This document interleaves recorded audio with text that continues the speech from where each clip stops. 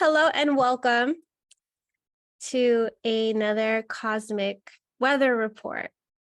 We are going to be looking at what is in transit currently and where we're going within the next couple hours. So it'll be for the 23rd and for the 24th. Bella and I are coming live every Tuesday, Wednesday, and Thursdays most weeks, at least 2 times a week, if not 3. And we plan on doing this to help you understand these transits, to see what's alive, how you can utilize them, how it's going to be impacting you and influencing you.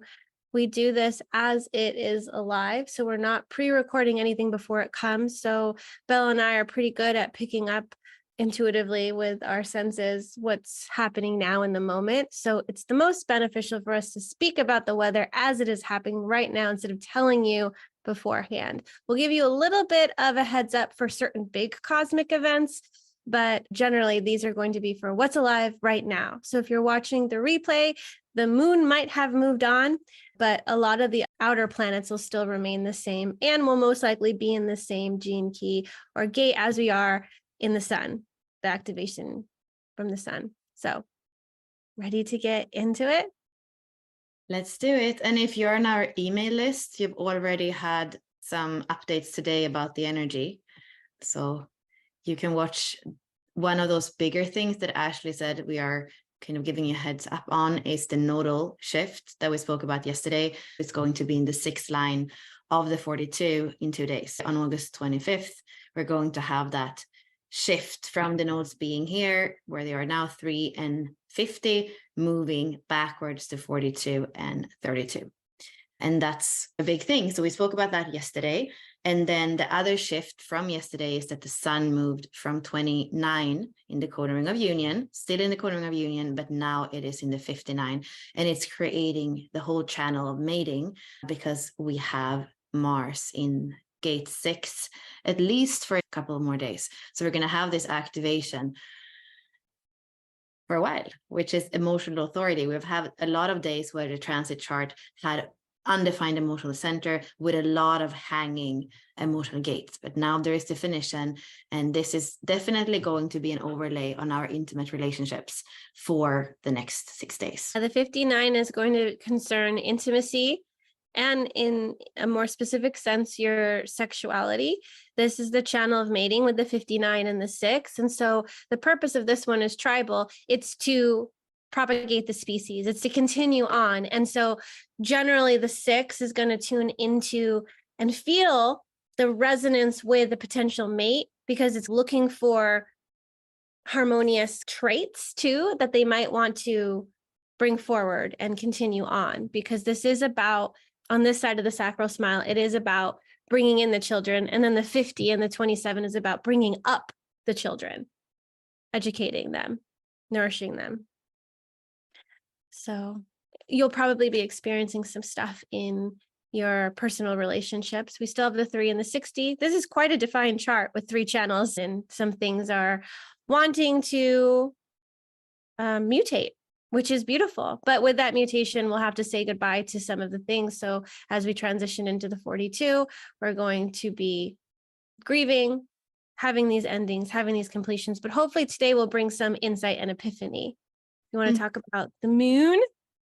Yes, because the moon is moving on fast. What we see here is that we're going to have a shift. The moon is our subjective experience of things, and it's often connected to emotions because it has to do with these emotional waters, right? It's home in Cancer, which is an emotional sign. So it's going to go from Scorpio, which is the deep waters, into Sagittarius. So from this fixed water sign into mutable fire. So from feminine water to masculine fire. And it's in our subjective experience, it can be quite something different. So right now, we have had 2.5 days where we have felt a bit of this power axis with Taurus and Scorpio, life and death, but also empowerment. So some of the inquiries that we could have had here for the last 2 days is how empowered are we? We're seeing as well, it's going to go into 14 in just an hour, and we have Jupiter in 2. This is the channel of the beat. This is the keeper of the keys. So when you have the 2 and the 14, you have that sacral regeneration all the time, and you have all the answers in a way.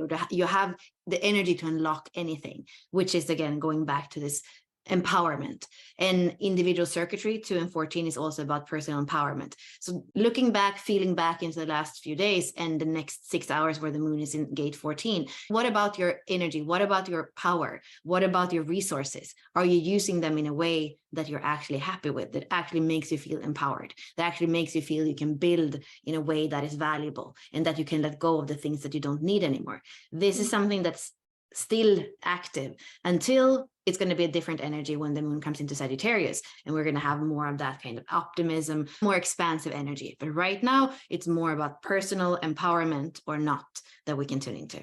Yeah. So for those of you that have the 2 and the 14 is coming in strong with the moon, you might have your resources locked up, maybe your funds locked up, or you're going to have a bunch of resources given to you, unloaded onto you. And so it is up to you to figure out and discern the direction of these resources, where you're going to put this energy, time, money into. So for those of you that are short on money or short on energy, give yourself this time to pull back, pull inward, and also maybe take a nap. Like, get your own personal energy in order and in alignment so that you're at your best to be able to work with this energy, to move this energy, to direct this energy. And yeah, I know some people that are really struggling with resources. And just today, there's been a constriction of resources.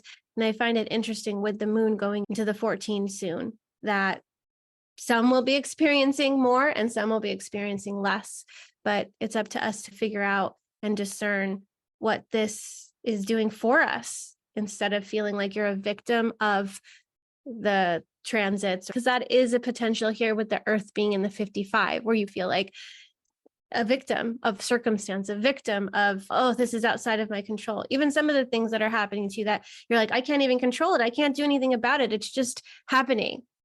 And so instead of feeling like you're a victim to this, like, what's a way to resource some of that empowerment that Bella was mentioning too? Where is your power?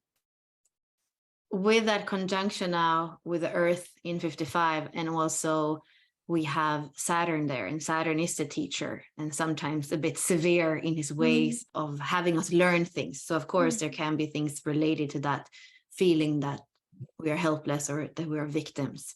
But just going back to the 59 and the 55 as programming partners and thinking about what we're going into, because a lot of this individual energy that we're having today with the 360 and the 214 together with the 59 and the 55 is really what's happening when we think about the global cycles and the cross of the sleeping phoenix and what we are going to go into. And 59 and 55 are part of that cross. And this is energy that, in a way, we need to learn to deal with.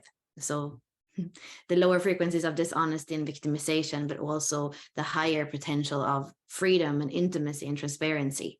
And I've been hearing the last few days some of these like conspiracy theories, which is a word I don't like.